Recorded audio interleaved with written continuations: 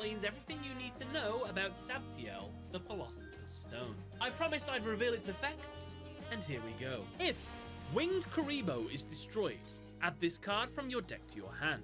You can activate this card 3 times.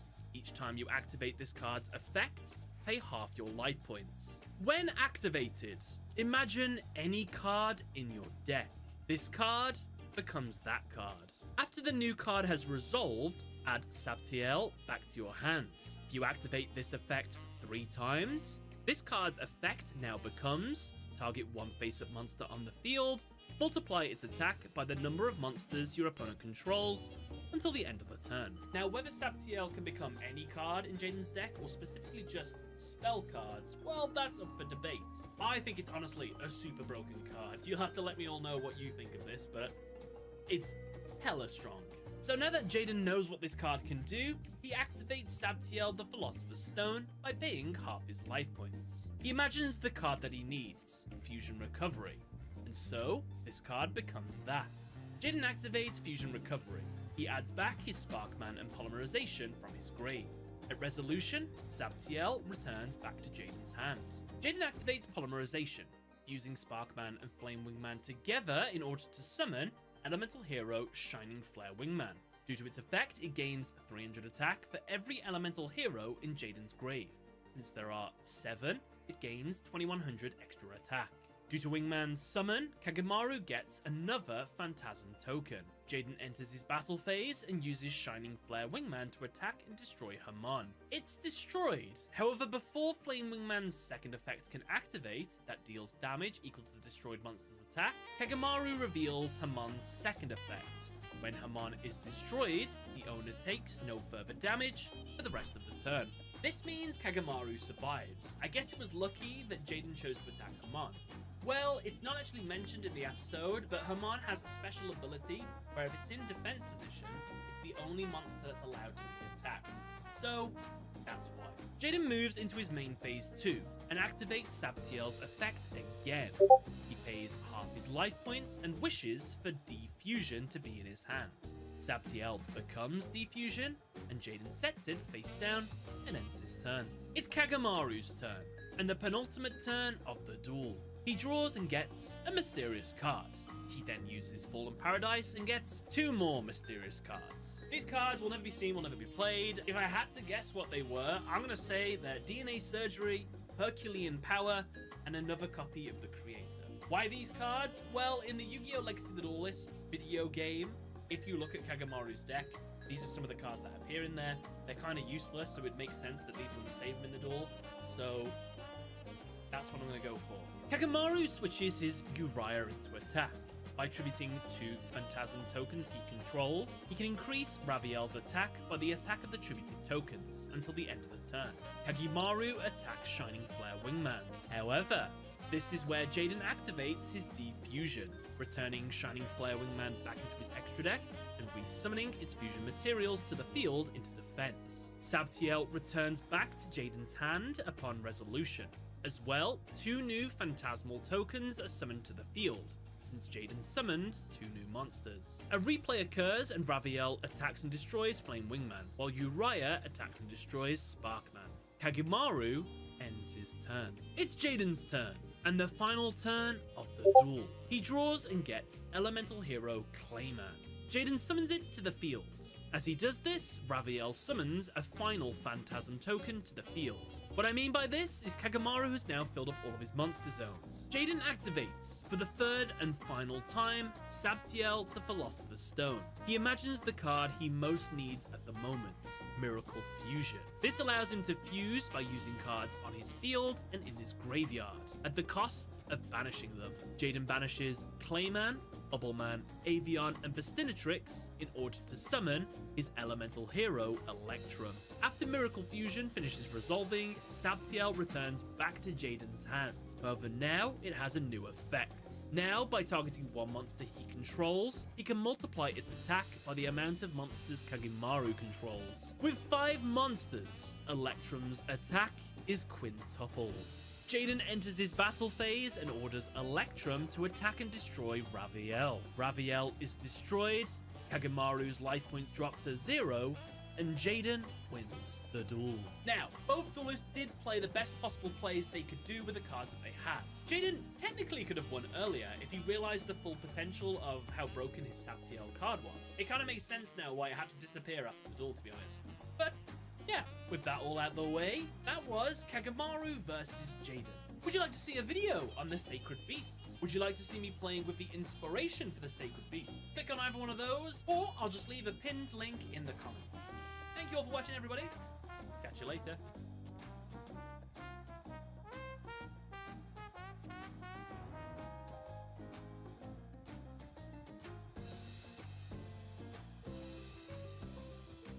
Yubel versus Adrian. Adrian has just sacrificed the one he loves to acquire a full-powered Exodia deck. His plan? To create a world free of suffering. To achieve that goal, he needs to first go through Yubel. Yubel, however, thinks Adrian's goal is foolish, since to her, a world without the one you love is pointless. And of course, to Yubel, to suffer for the one you love is the true meaning of love. Spoilers, in the end, Adrian, despite being one draw away from getting the Exodia insta-win several times throughout the duel, is thwarted at the last minute, and then defeated by the Yubel-possessed Jesse. However, that begs the question, did Adrian have any chances in this duel to secure the win? Or perhaps was his fate sealed and Yubel was always going to achieve victory? We won't know unless we jump into the duel. The duel begins and Jesse Yubel goes.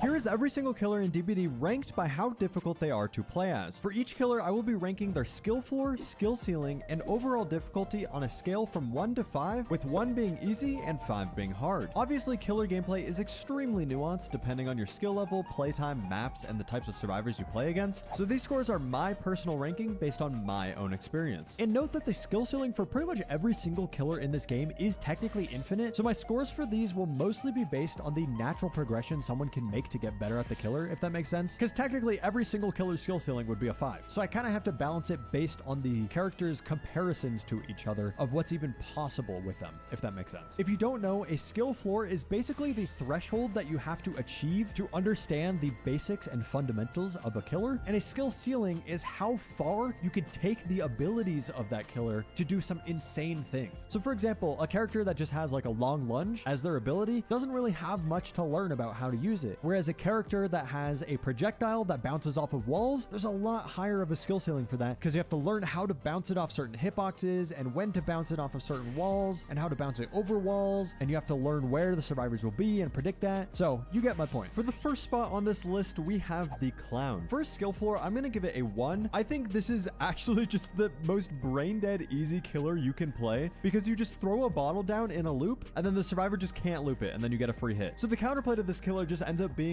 to pre-drop pallets, so you don't even really have to know how to loop in general. Almost every single loop that you come across, you could just throw down a purple bottle. You don't even have to worry about the yellow bottles technically, and it'll be very easy for you to get a hit, especially against players that don't know how to counter him. For his skill ceiling though, I am going to give him a 3 because there are some really interesting things you can do with using both your yellow and purple bottles in tandem with each other. So for loops where you really have to pinch a survivor into one area, you can throw a purple bottle on one side and then a yellow bottle on the other side so that they get slowed down and you get a speed boost. Plus there is some map knowledge needed if you're going to go for like interesting gas bottle shots where you're throwing them over walls or just towards specific resources that you can't actually physically see. So he has a decent skill ceiling, but realistically to play this killer, you don't even need to do any of that stuff. So for his overall difficulty, I'm going to give him a 2. The only reason I'm not giving him a 1 is because he is kind of weak. So if you're playing against good survivors that know what they're doing, you're probably going to struggle. But if you want a killer who's simple to pick up, if you're not good at looping, and you just want the most basic form of an anti-loop ability, this is the killer for you. However, don't be surprised if survivors DC in a majority of your games. The next spot on the list is going to the Wraith. This is another killer where I'm giving the skill floor a 1. This killer is super simple and straightforward. You just turn invisible and become faster, and then when you find a survivor, you uncloak, get a speed boost, and get a free hit. In my opinion, this is like the perfect beginner killer because A, they're really easy to use, but B, they also do require you to, loop normally and learn those fundamentals as well, but you can also just play the hit and run playstyle where you don't actually loop anybody and you just hit them when you catch them off guard. And for his skill ceiling, I'm giving him a 2. There is very, very little complexity to his kit. I'd say the hardest part about using him is simply just the macro gameplay of hit and run, because that's obviously his best playstyle. You can't just go hit a survivor and then go try to find someone else. You have to actually know when and when not to do hit and run. So that does require you to have a little bit of game knowledge, but realistically, there's not much to learn with the killer power itself. So that's why I'm giving it such a low score. And for overall difficulty, I'm giving him a 2. You can make an argument for him being a 1,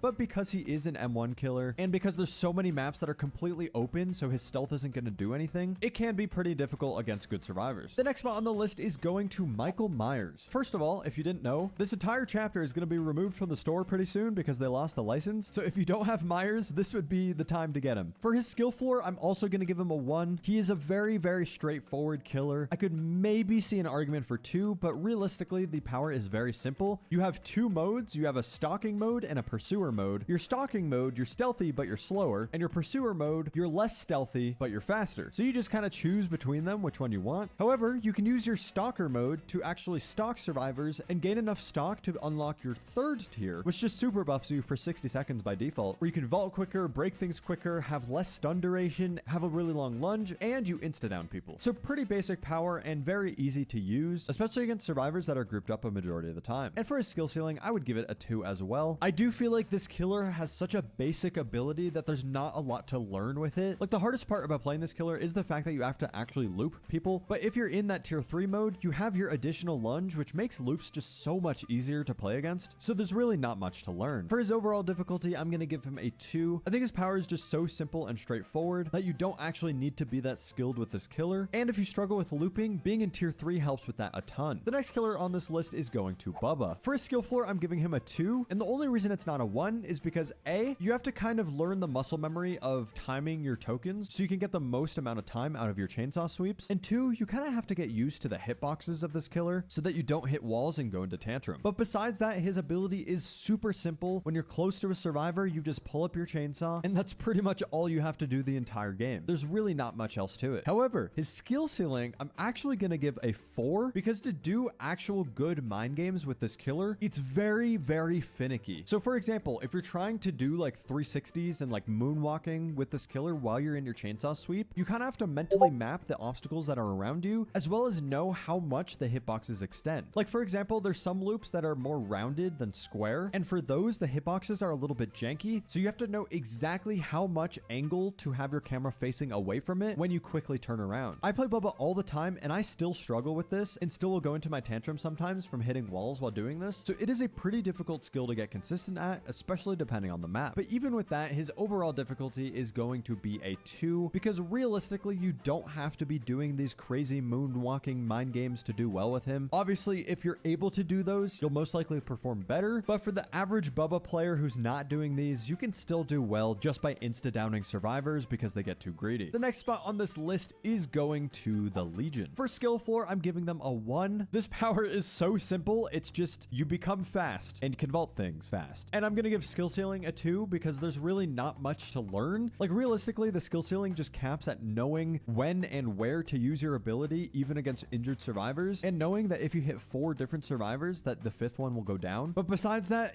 there's just nothing. there's no skill ceiling. However, for overall difficulty, I am going to give them a 3, and that is purely because you have to actually chase survivors to down them. In order to down survivors, you have 0 abilities. So if you're not good at looping, or you get a map that's really survivor-sided, it can be very difficult to actually kill the survivors and finish them off. Like, if we're just talking using the power itself, obviously the difficulty would be 1, but since you can't down survivors in your power, obviously besides the 5th person, you have to chase them without anything. And that can be very difficult for M1 killers, especially in today's day and age. The next killer on the list is going to the Ghoul. Skill floor, I'm giving this a 1. This is one of the strongest but easiest killers to play in the game, because all you have to do is grapple to the survivor, get your free hit, and then grapple to them again immediately after and hit them. Obviously, that's a very simplified version of this, but this is one of the easiest killers to use if you want a very strong killer. Skill ceiling, however, I am giving a 4 because there are some crazy, insane things that you can do in loops with his ability to get some wild, like, body blocks, or even just to get hits normally. You have to learn very specific spawns of like trees and different tiles on different maps if you want to get the most potential out of this killer. Because if you don't learn these things, then you're pretty much only using your power outside of loops, which obviously means you have to chase survivors normally when you're in a loop. But overall, for his difficulty, I'm still only going to give him a 2 because I do think that this is one of the easiest killers in the game to play, even for beginners. The next killer on this list is going to the Huntress, another skill floor that is a 1. This is probably the simplest power in the game. You have a hatchet that you can throw to do range damage. That's pretty much it. So super easy to learn. If I'm ever teaching someone how to play this game, I will put them on Huntress because it's very straightforward. However, for skill ceiling, this is the complete opposite. I'm giving Huntress's skill ceiling a 5. I know I said that every killer technically has an infinite skill ceiling, and I wouldn't really be considering that in these rankings, but Huntress is an exception because I think she literally has the highest skill ceiling in the game. There are so many things to learn on Huntress if you want to go for long shots. Obviously, if you're just backgrabbing survivors, meaning you just, walk up close to them before you use your axe, then there's not that much to learn besides like survivor behavior. But if you're going for long shots, you have to learn exact trajectories at exact distances to be able to hit them. On top of the fact that if you can't see them, you have to know where obstacles are, and you have to know hitboxes that you can throw your axe through or hitboxes you can throw your axe over. If you're learning orbitals, you have to learn that trajectory. Like, there's so much to learn on this killer. It's unbelievable. Huntress has always been one of my favorite killers, not only because she's super satisfying to use, but every single game I feel myself getting better at playing her, and that will literally never end. With that being said, I do think overall difficulty is a 2 because she's so straightforward and because you don't have to go for these crazy shots. She's a very simple character that you can pick up and play very easily. The next killer on this list is the Nemesis. For skill floor, I am going to give him a 2. His technical power is obviously really simple, but there are some complexities like learning what tiers you up and what the tiers even do, and learning the behavior of your zombies so that you can take advantage of them. But realistically, you don't really have to pay attention to your zombies, and as long as you know that you can break pallets in tier 2, that's kind of all you need to know to play this character. But for his skill ceiling, I am going to give him a 3 because there are some high level things that you can do, like knowing that your whip hitbox lingers for a bit and knowing that you can hit over any object where you can see the survivor's head. Little things like that does increase the skill ceiling a tiny bit, and knowing how to utilize your zombies effectively is also a skill in itself, but I really don't think it's that difficult to get to that point. So his overall difficulty is going to be a 2. There's a common stereotype that Nemesis players are really bad, and that's particularly because he is pretty easy to pick up. So if you want to play a simple character that has a tiny bit of complexity, then this is the one for you. Moving on to the next spot, we have the Pig. The Pig somewhat recently got a quality of life buff, which makes her so much nicer to play. However, she is still a very simple killer. Like, they didn't really rework her power in any meaningful way. So for skill floor, I'm going to give her a 2. You could make an argument for 1 because there's really not that much to her kit. You have her crouch, which puts you into a stealth mode, and then you have your charged attack, which is pretty simple, and then you have your head traps, which you don't even really need to learn much about. You just put them on whenever you down a survivor, and then you're fine. But the reason I give her a 2 instead of a 1 is because knowing when to use your stealth and when to use your dash is a skill that you need to learn. You can't just use it willy-nilly. Like, if you're stealthing the entire game, you're going to be losing so many of your games because your movement speed is just so much slower. Like, obviously they buffed the movement speed, so it's a lot better now than her old version, but it's still something to keep in mind. But for her skill ceiling, I'm also going to give it a 2 because that's kind of the only thing you have to learn. There's some extra stuff that you can learn, like knowing how to kind of control the flow of the match with people that have head traps on so that you can try to go for head pops. But I don't really think that's a difficult skill to learn. And for me personally, I just don't really like using her stealth for a majority of situations because I don't believe that it's as beneficial as people may think. So there's not really a lot to learn there. However, for overall difficulty, I am going to give her a 3 because she is pretty weak in my opinion. Like, she realistically has no anti-loop ability, which requires you to chase survivors to get both your injures and your downs. And yes, obviously you have your range attack, but it's so telegraphed with her roar that it's very easy for survivors to counter. So you're not going to get as many hits with it as you might think. So although she's straightforward, you do need to chase survivors, which is why I gave her a 3. The next killer on this list is going to Ghostface. For his skill 4, I'm going to give him a 2. He's very straightforward. You have a stealth ability that goes on cooldown, and while you're in your stealth, you can stalk survivors, and once you stalk them fully, then you can insta-down them. Obviously, knowing how to navigate the map so that survivors don't see you, and maybe learning flank routes, and also kind of learning the hitboxes of things that you can lean off of so that you could stalk faster can be a little bit of a skill to learn, but it's not that bad. And for his skill ceiling, I'm giving him a 3 because I don't think there's much more than that, but you do have to learn exactly when you should and should not leave a survivor that has stock. I'd say this is probably the most difficult part of this killer because if you didn't know, if you hit an injured survivor that has stock, it completely gets rid of all of your stock progress on them. So there's some instances where a survivor might be really close to being fully stocked, so you want to leave them and chase somebody else. But doing that risk assessment in game can be relatively difficult, especially if you don't have a lot of macro sense of this game. So that's why the skill ceiling is a little bit higher. And then for overall difficulty, I'm giving him a 3, mostly for the same reason as Pig. You do have to actually chase survivors because you're an M1 killer, and Ghostface is extremely weak. So although yes, you can maybe catch some survivors off guard with your stealth and be able to instant down them, or even maybe grab them off of a gen or something, on most maps it will be very difficult to do that because they're just so wide open. And as soon as the survivors know that you're playing Ghostface and they don't see anybody being chased on the HUD, they'll be hyper aware of your location and will likely put themselves in safe spots. The next killer on this list is going to the Doctor. I'm going to give the Doctor a skill floor of 2. His power is really straightforward. If you shock survivors, they just can't do actions for a couple seconds. But having to learn the timing of the shock is a little bit more difficult because it does have a weird delay to it. So I'll see a lot of baby Doctors just constantly shocking and going in the loop and shocking and looping and shocking and looping over and over and over again, but they're just losing so much distance using their shock. So learning that muscle memory and timing of when you should actually shock so that you lose the least amount of distance possible is somewhat difficult. And for his skill ceiling, I'm giving him a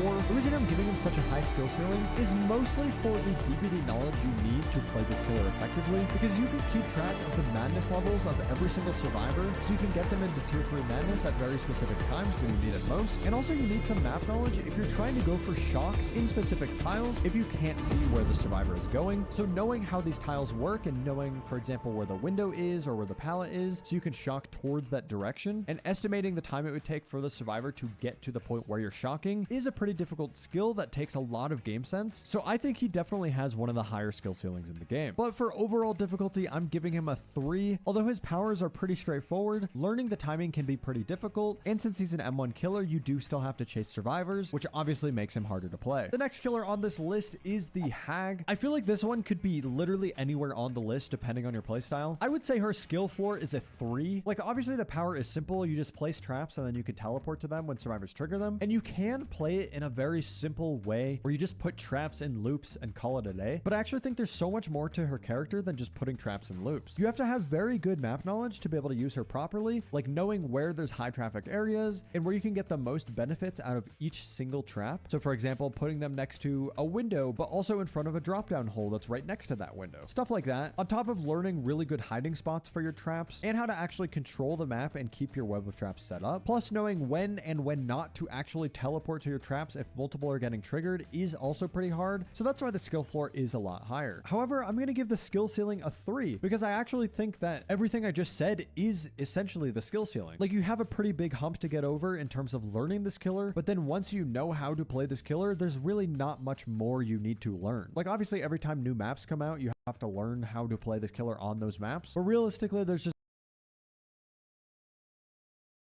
much more to learn. So for overall difficulty, I'm giving her a 3. She can be played in a very simple and straightforward way, but if you do want to actually perform well with her, you need to really have good game knowledge and map knowledge so you can get the most out of her ability. The next killer is going to the Xenomorph. For skill floor, I'm giving them a 2. This killer is really easy to learn. You just have a ranged tail attack that can hit over obstacles, and then you have a teleporting ability where you can get across the map. There's really not much to it. Like, obviously you have to learn little things like being in your tunnels makes you go into your stealth mode almost instantly, and you kind of have to learn the jank of the tail timing because it is a little bit weird, but this killer is really not that difficult to pick up. Skill ceiling, however, I am going to give a 3 because there are some techniques that you can do with this killer to perform better. Like, knowing that the tail hitbox lingers for a few milliseconds means that you can aim higher than you would think and then drag down to be able to hit over obstacles you wouldn't normally be able to hit over. Stuff like that can make this killer a little bit more complex, as well as learning how to take advantage of your tunnel system and how to position yourself to avoid flame turrets properly. But I feel like most survivors don't know how to place flame turrets properly anyway, so it doesn't really matter. For overall difficulty though, this is going to be another 3. I think this killer is a very middle of the road killer in terms of difficulty because learning how to use the tail attack to begin with and getting over that jank is a little bit difficult. On top of that, learning how to actually use it well while you're in loops is another skill on top of that, so another average difficulty killer. The next killer on this list is the Spirit. For skill floor, I'm giving her a 2. Her power is really easy to use, but you do need to learn learn when to actually use it and when not to use it. Because a lot of people will just use it whenever they feel like it, which is obviously not going to benefit you as much as knowing when to use it. But even if you're playing against average survivors, this killer's ability is so strong, you don't even have to play her that well in order to get good value out of her. For skill ceiling, I'm giving her a 3. There are some interesting techniques that you can learn with her, like using grass to look for survivors that aren't injured, or listening for breathing sounds, or even trying to time double backing in a loop with your passive phase ability. Stuff like that can make this killer a little bit more complex for sure. So for her overall difficulty, I'm giving her a 3. You can make an argument for 2 because she's so strong, but honestly, if you're not able to injure survivors and they're very good at being stealthy, it can be surprisingly difficult to get downs with this killer against good survivors. The next killer on this list is going to the Demogorgon. For skill floor, I'm giving him a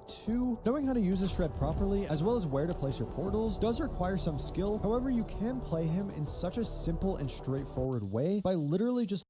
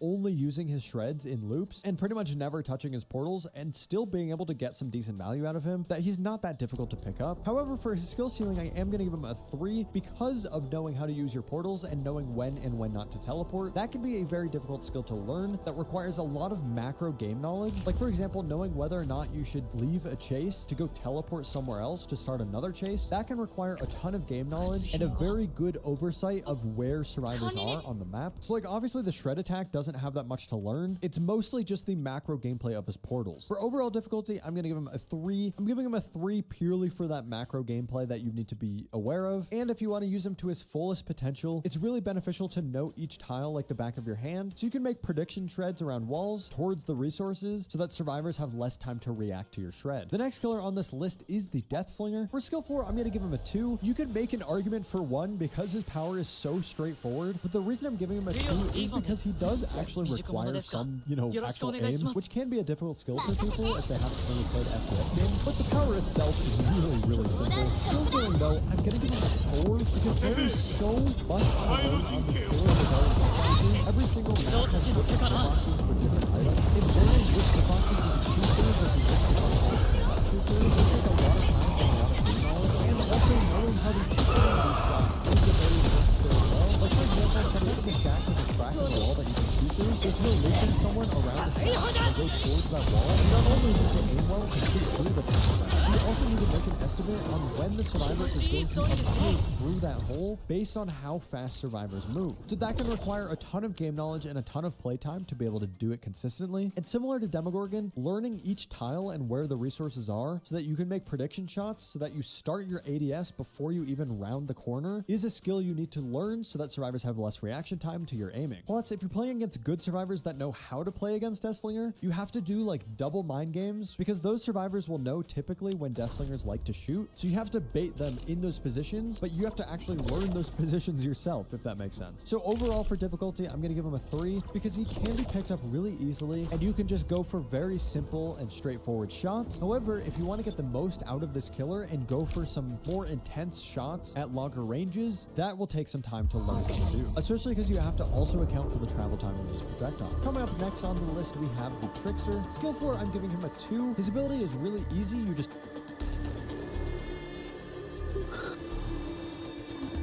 Are you? That's a long drive. Yeah. Okay. Sorry, I'm really nervous. Oh, you didn't get hot? Sorry. Oh. I'm sorry. Are you okay? Yeah. I'll settle into it. Okay. So, what kind of pizza you got? Just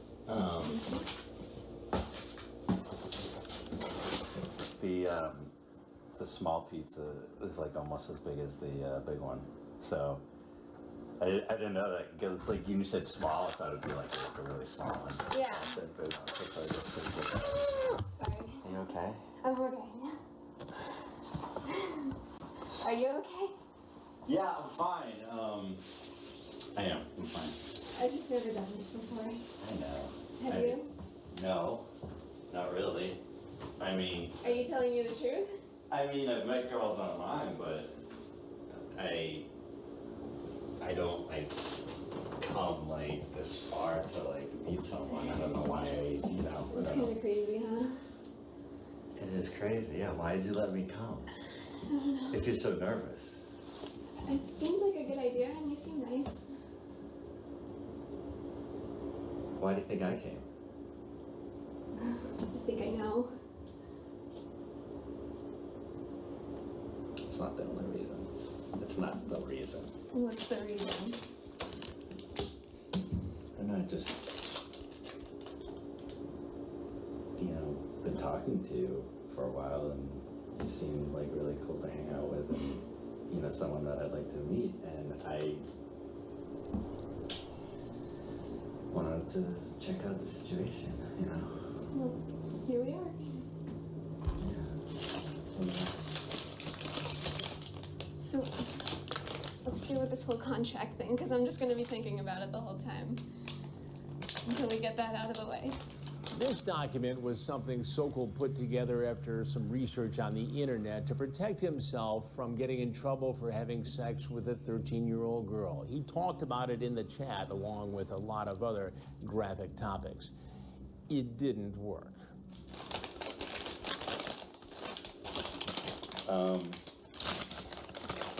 Let's eat and we can talk about it. Okay.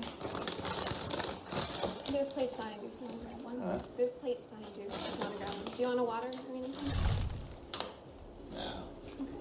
Man, well, I got this for in case we. Alright, I'll grab a water. Alright, I will have water. You want to eat at the table? Or what do you want to do? No, we can just eat here.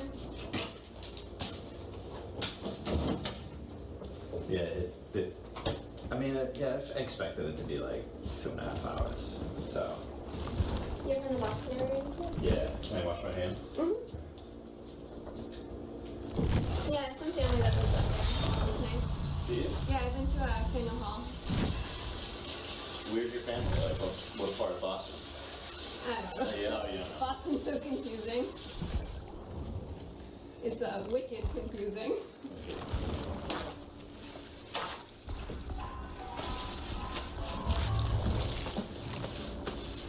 I'm sorry. I'll try to be cool. It's I'll okay. work on it. I mean, you look great. Thanks. You just look different than what I did in the pictures. I don't know, I expected you to have dark hair. Did you? My hair just lightens up in the summer. And no, I'm not saying, I think you You look don't great. like it? just saying, like, you look different, yeah, than what I thought. Yeah. But, Well, you never can tell with online things, you know? what about me? Do I look different? I mean, you look different. I'm not saying better or worse, just different.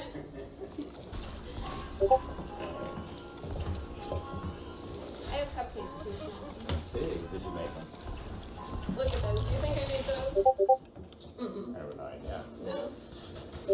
Do you want to use plates? Or do you want to just... Whatever you want. We're pretty casual here. Okay. I'm like too nervous to eat. Well, you already ate, didn't you? Yeah, I did. I was wondering if you were gonna be like, how would you be like, would you be nervous? Would you be like totally like you've done this before? Oh, you know, definitely haven't done this before. Like, I don't know, you just seemed very like, you didn't seem nervous at all when I talked to you and just in Well, general. it's different when you're talking to someone online versus like Person. coming to their house and meeting them. And it's gonna take something. This isn't drugs. It's just a. Yeah, no, by all means. Here, drink water. It's something that I take before I eat. In the middle of it all, Sokol pulls out a medicine bottle. You can see it on the video. He takes a pill, apparently in preparation for what he thinks is going to be a big night ahead. What have you been doing today? I'm just hanging out. Watching TV, Netflix and stuff. What's that? I have no idea. Do you want to go check? Somebody here? No. What kind of pizza we have tonight? Who's this? I'll get to that in a minute. Who are you? Who are you? You tell me first. You're Jeff, right? Yeah, And what are you doing here tonight, Jeff? hanging out Hanging out with whom? with her. Who's her? I want to know who you are. I want to know a little bit more about you first. Can I eat first? Sure, go ahead. Tell me who you are, because, you know, I didn't know there would be other people here. Well, what did you expect to happen here tonight, Jeff? Didn't have any expectations. No expectations whatsoever. No. So you drove 2.5 hours Sure did. from Boston Who are you? to come here Are you her dad? to meet a young girl. Are you her I dad? will get to that in a minute. Huh? Go ahead, have a bite. Wow. I haven't done anything wrong. How old are you? What does it matter? I'd like to know.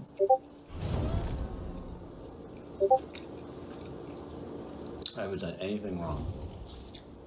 Coming to meet somebody? What's wrong? What is that against Coming the to law? meet a young girl? Yeah, is that against the law? It is after this chat. How? Did you bring some kind of a contract with you? Some sort of marriage contract? Let's see if any of this sounds familiar while you enjoy your pizza. I should come see you on Saturday. Well, since your mom isn't home, it's the best time to do it. I would, but only if you want me to. You say, I can't go to jail. My life would be ruined. Right. Could be locked up for 20 years. Yep. And then you say, do you trim your blank? Okay. Now you know that this girl is 13, right? Wasn't sure. She's told you. No. That doesn't And you're what, 37? mean anything. You're 37? How old are you? You might as well just tell me because I can find out like that. Who are you? Can you tell me?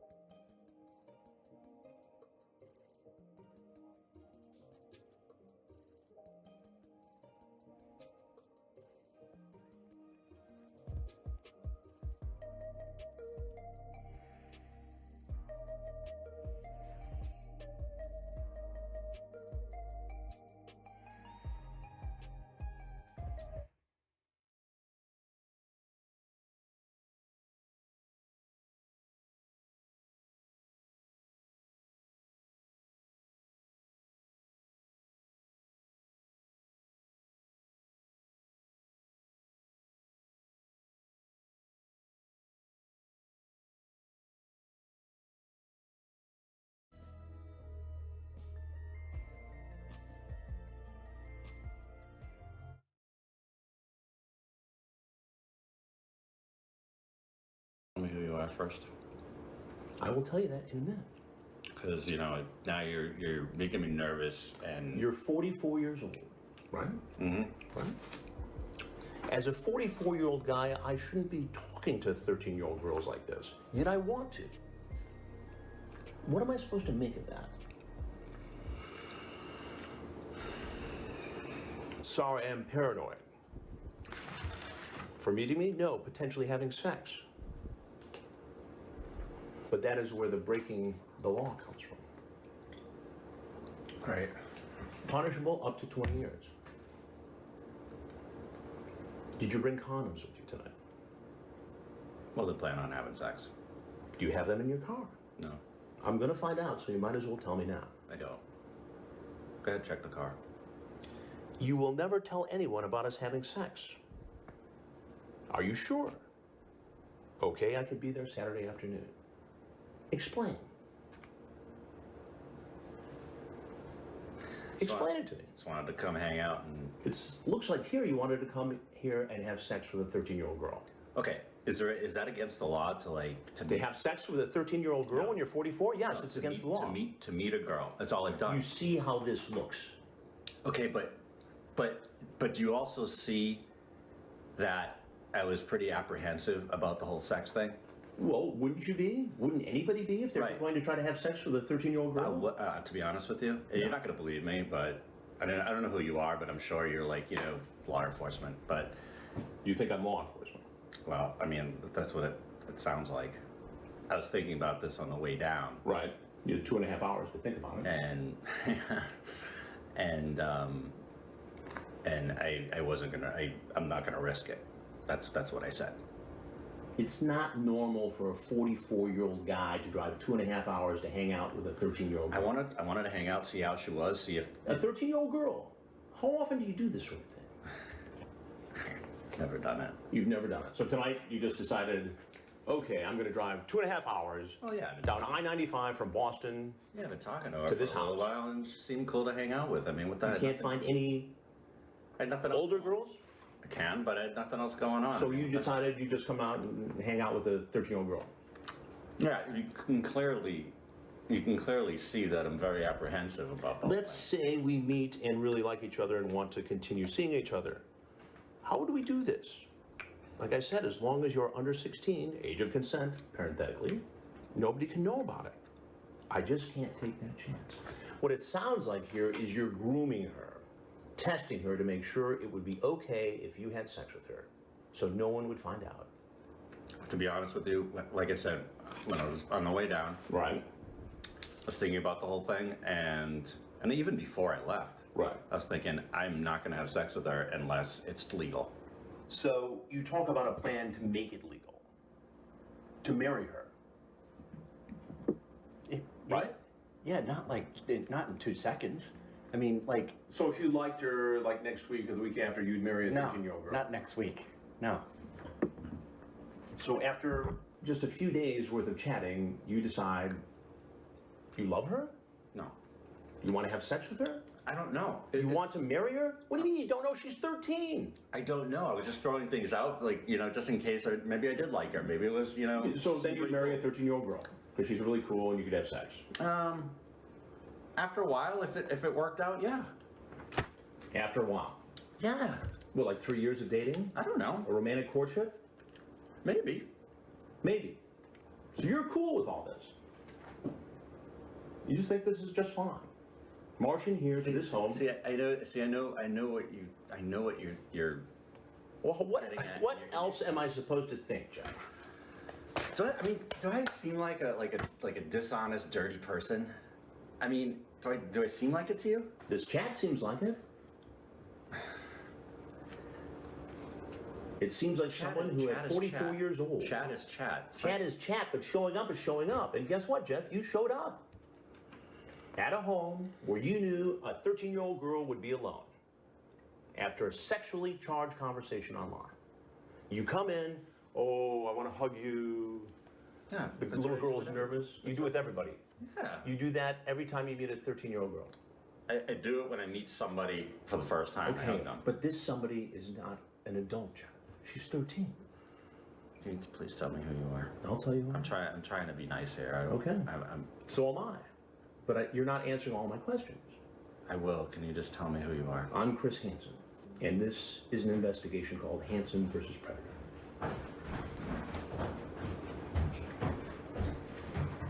So if there's anything else you want people to know, anything you want to say, now would be a good time to say it. I can't believe this happened. Did you bring any sort of a marriage contract? No. So what was all that talk about? I don't want to talk anymore. You can leave. A camera. You can leave. I mean, I can leave. You can leave. And then what? That's not up to me. Who's it up to? It's not up to me.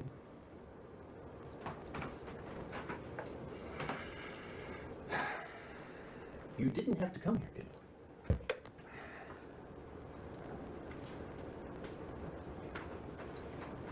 What do you do for a living, John? I don't want to talk anymore. There's Insurance business, right? cameras rolling. Insurance? I don't want to talk anymore. All right. As I said, you're free to leave. Can you shut it off? I cannot shut it off now. I mean, what is this? It's an investigation for a television program called Hansen versus Predator, where we investigate grown people who go online and try to create inappropriate illegal relationships with underage children. So unless you have something else to say, now would be a good time to go. I don't have anything else to say. All right then. You can take your pizza if you like. You want a slice? I'm good, thank you very much. So the cops here? We'll see. Okay. Or if they're here, just bring them in. It'd be best if you went out that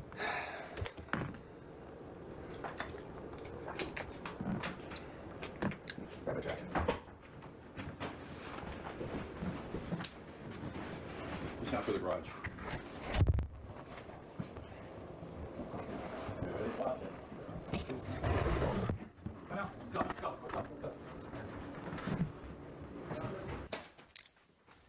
Sokol was sentenced to 7 years in prison, serving a mandatory 30 months. He is eligible for parole in June.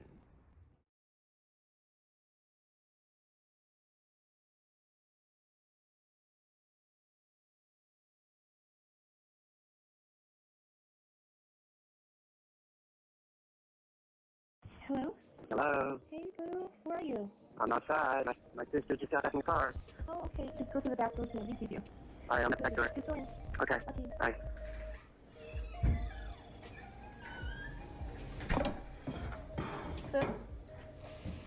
Hey. What'd you bring? What did you bring? Pricings. What do you got? Show me. Chips. Nice.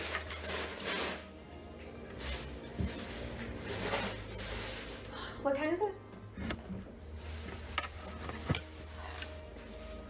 Thank you. It's so nice to finally see you. This is crazy. Are you nervous? Yeah, I'm really nervous. Why? I've never done this. Have you? No. So what do you want to do? A hug? I don't know. Hey, Boo. Hey. Could you have a seat right around that stool right there in front, please? No, right there. Please have a seat. Okay. Right there. Set the phone down, please. What is your plan here tonight? Just hang out, watch football? Hang out and watch football with whom? With her. Who's her? With Bailey. Bailey. And how did you meet Bailey exactly? Through Whisper. Whisper. Hmm? And do you know how old Bailey is? She's 14. 14. Mm-hmm. She told you she's 13. Not that that matters. Mm-hmm. How old are you? 30. 30.